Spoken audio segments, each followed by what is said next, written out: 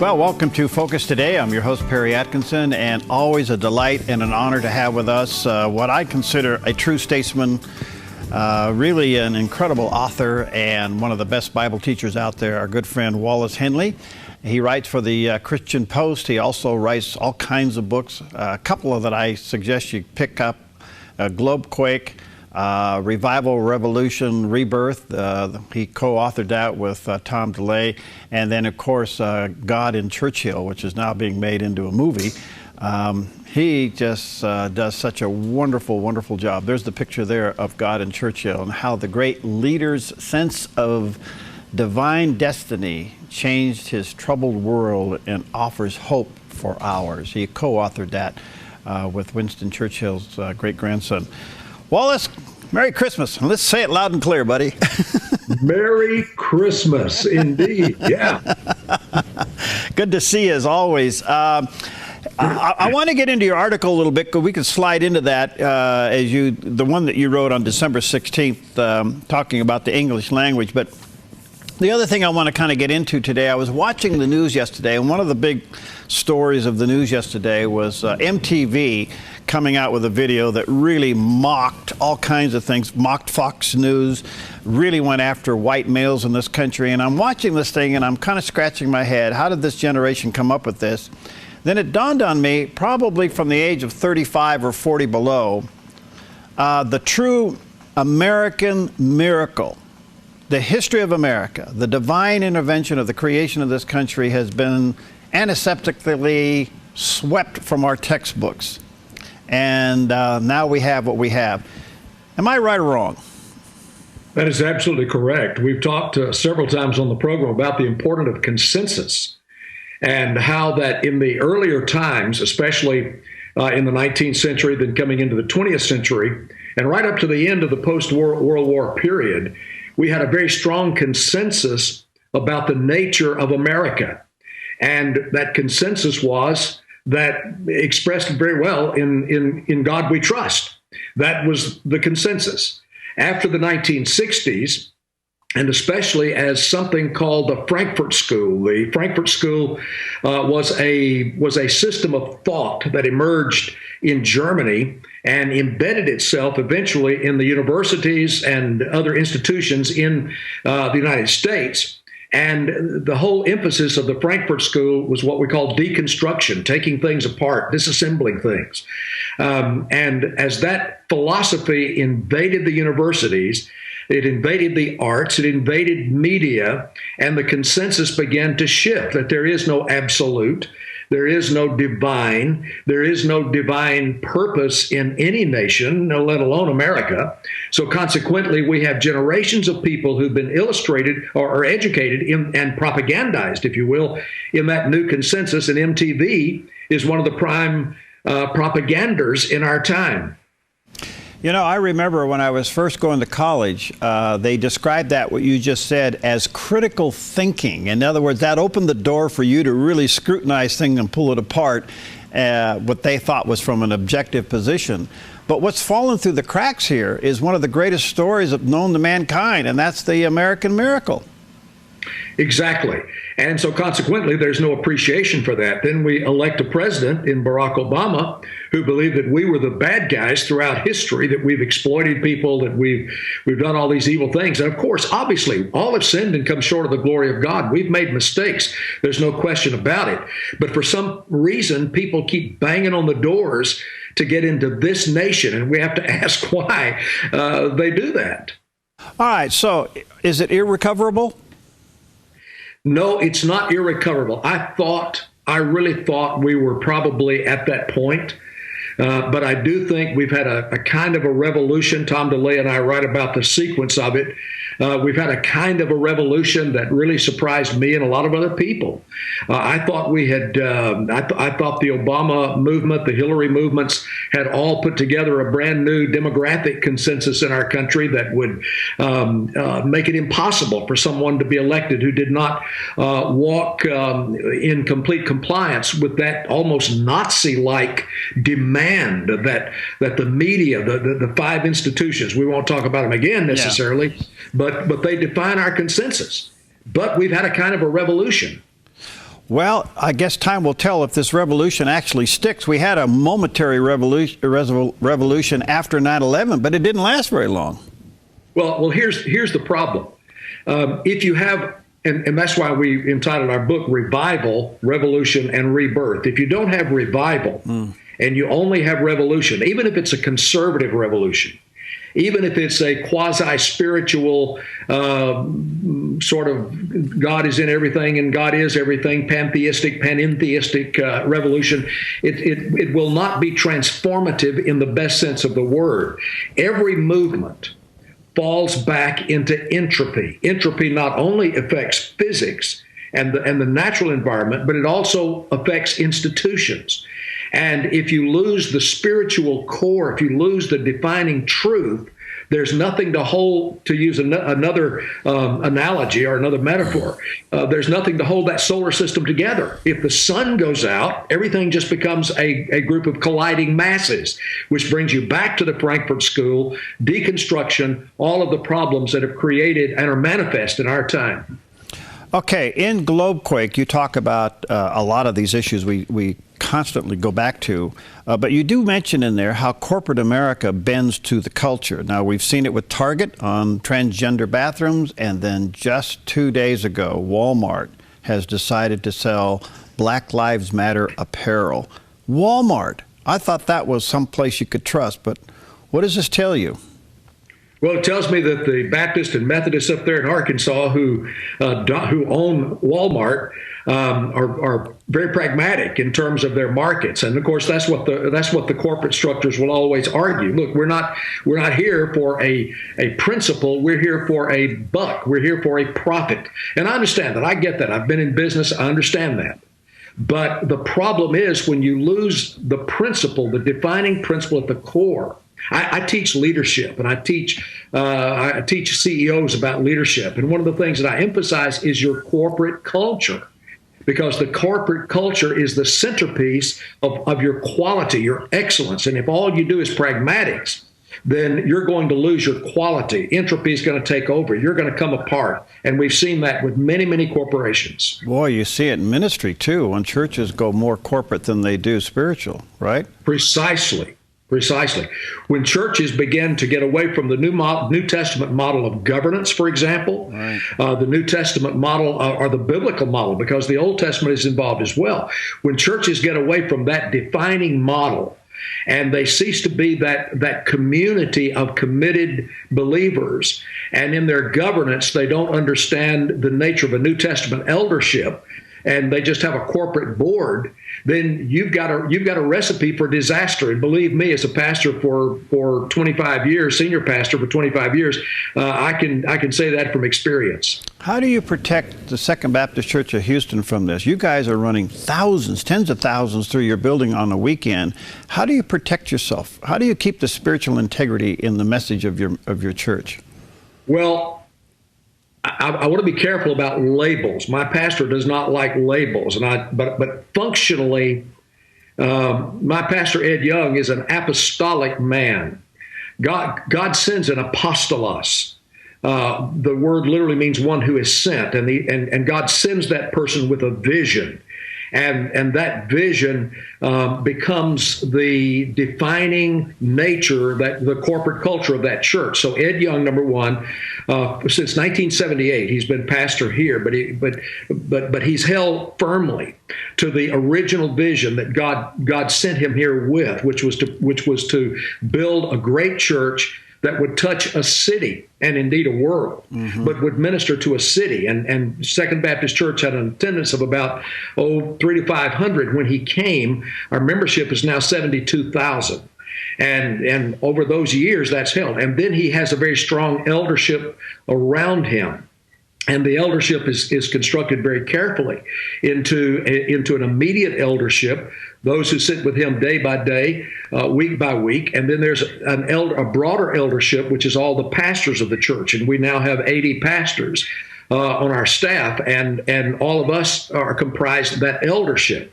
And then we have a deacon body that does not rule the church, but it is a diaconate. It really does serve. And it takes that very seriously. And we go through an elaborate process to make sure that God is raising up these men as the deacons he wants to serve. And I've been here now 15 years. It's a wonderful, wonderful structure, and God has blessed it mightily. You know, I'm fascinated with business books. I read a lot of them, and yet running a ministry. And there's a lot of parallels between ministry and business, and I get that. I truly do. Yep. And I think what's happened somewhat in ministry is you try to turn the leader into a corporate president. Right. But what I have learned through all of this, Wallace, is that the key difference between somebody that's running a corporation, a CEO, and a CEO who's running a ministry is one thing: calling. Calling. You know, and we don't hear that term anymore.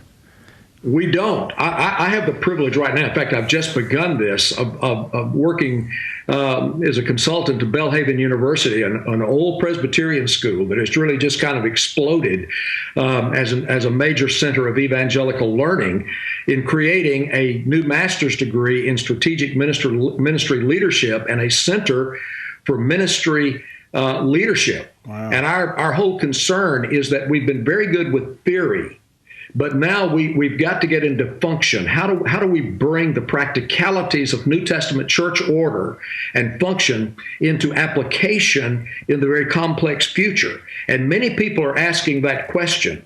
And I'm doing the research now, so I'm really kind of on fire with this about the need to translate that into our times. Well, I'm glad you're doing it, because I think what's happened here is that and I want to say this respectfully, but the church has seemingly moved towards the world to attract the world. And what has gone through, what has fallen through the cracks is the theology of redemption, the theology of conviction. Right. We just don't hear it. It's been criticized as being hellfire and brimstone, but hey, wait a minute, stop here. We're weakening the cross if we're not careful. Yes. And I think about this all the time. I listen to pastors say, "Oh, come to Jesus and have a better life." And I'm thinking, if I'm a secular guy and I've got a nice home and family and I have a lot of money and I can travel, I'm saying, why do I need a better life? We're not telling people what they need to be saved from. And one of the reasons they don't understand salvation, the reason they don't embrace Christ, is because they don't understand what my generation did, is that there is a real hell. And to reject God's gracious invitation is not that God does not want you. God earnestly wants you. But it's a free gift. He's not going to force himself on you. He respects your freedom. And if you choose to say in this life, God, I don't want you, then God says, I'm committed to your absolute freedom, so you won't have me in this life and you won't have me for eternity. And we're not explaining that. Now, people like Ed Young are continuing to do that. And so we baptize about 3,000 people every year because that gospel is still relevant. And he's 80 years old, but he's raised up a group of very strong preachers around him of the younger generations who understand that message, and they're conveying that message. Another feature is that we do entertain people. We have great Christmas shows and all kinds of things, but we don't count somebody as a member of our church, assimilated into our church, until they have been assimilated into one of our hundreds and hundreds of Bible study groups, until they've been assimilated. And we have a way of measuring that. Wow. So we can't really feel like we've touched a person and really reached a person until that person is involved in active discipleship. Wow, beautiful. Let me take a quick break, and our good friend Wallace Henley's with us, and boy, you got to check out his books. We'll highlight all this on the other side of the break. We'll be right back. I'm Paulina Leiser, producer of Focus Today. Thank you for watching this video, and make sure to check our other videos at theDove.us.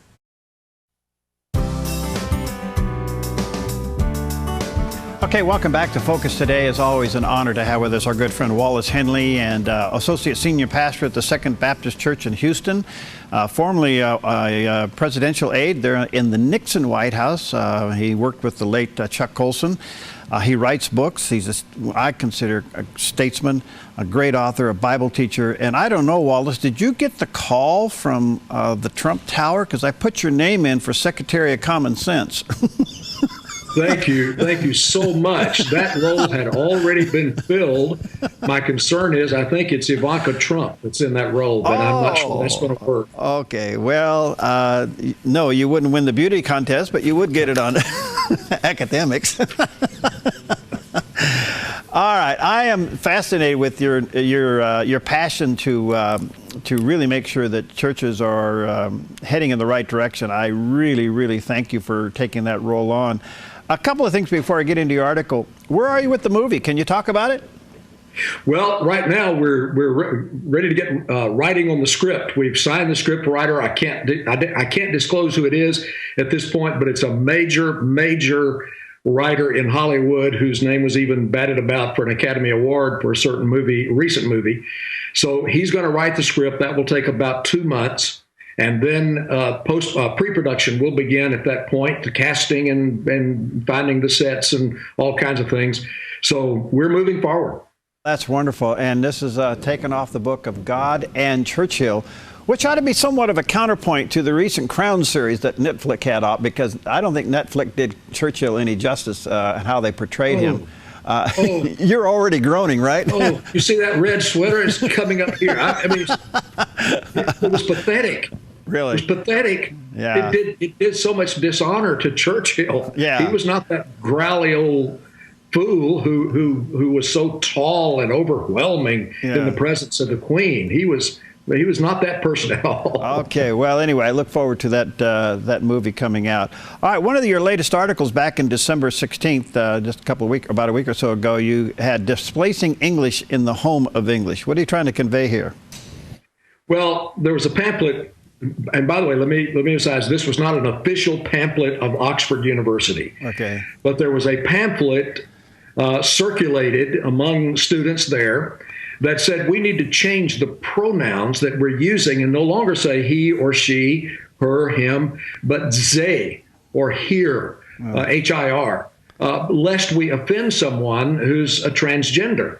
And so my comment was that, wow, thank God. First of all, I'm grateful it's not official in Oxford policy, although I understand that in classrooms, many professors are encouraging that. But what an irony. In fact, I opened the piece with a comment on how the most used words in the English language now, according to the Oxford Dictionary, are twerk, and I forget the other one. But I'm saying here we're about to have the death knell of English at the home of English. Wow. In fact, Conan Doyle said, you know, we're going to have or Conan O'Brien said we're going to have the funeral for English, the English language, at Oxford itself. Well, it's not quite that bad.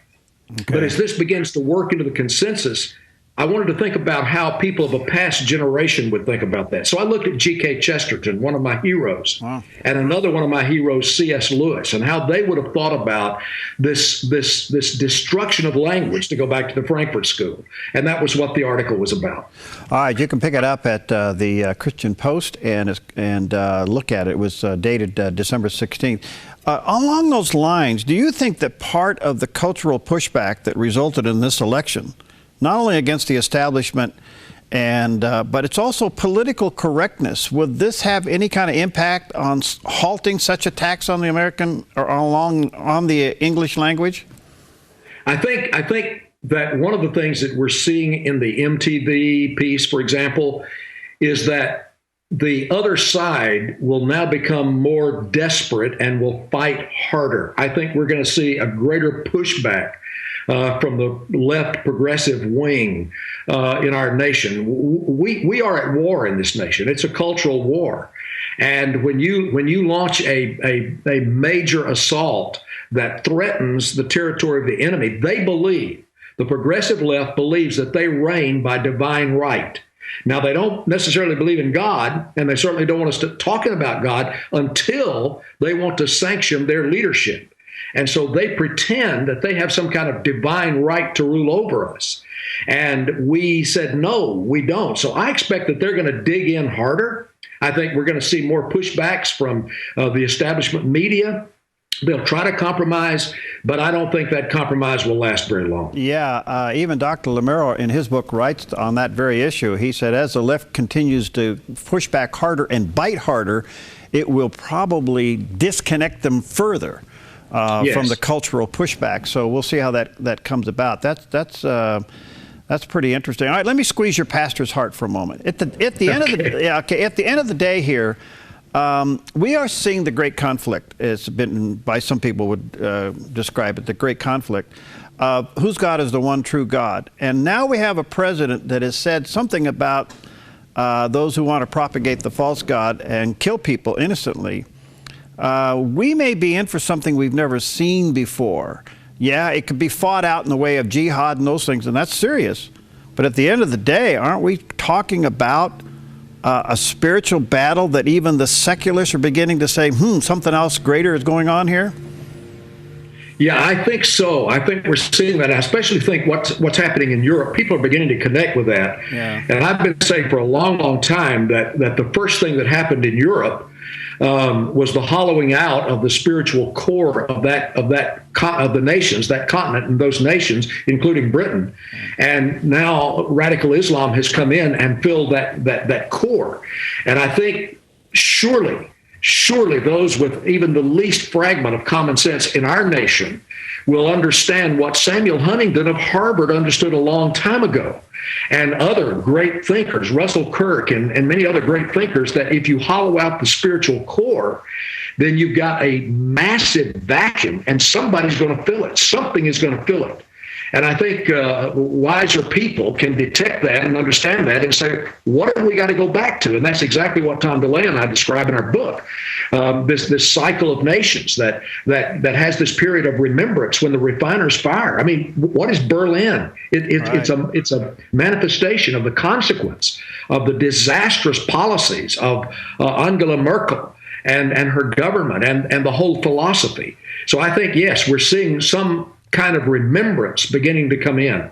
And speaking of that, I would assume that Germany is going to be the next Brexit. I mean, the people are saying no, and certainly the surrounding countries are saying no. Look what you're doing to us by having open borders. Now she's got blood on her hands. I don't know. Does she survive this, or is she done? Well, I think in terms of her credibility, she's certainly done. I don't know about all the political coalitions that she's part of that sustain her in power and how all of that will play out. But in terms of her credibility of leadership, it's rather like Obama's. Everybody thought Obama and his way was the way, and that everybody was adopting that.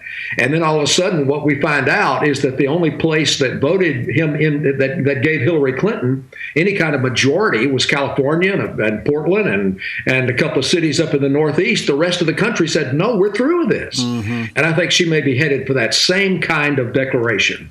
Thanks for the zinger. Couldn't resist Portland. Couldn't resist it. By the way, it was named the atheist capital of the United States. Can you believe it?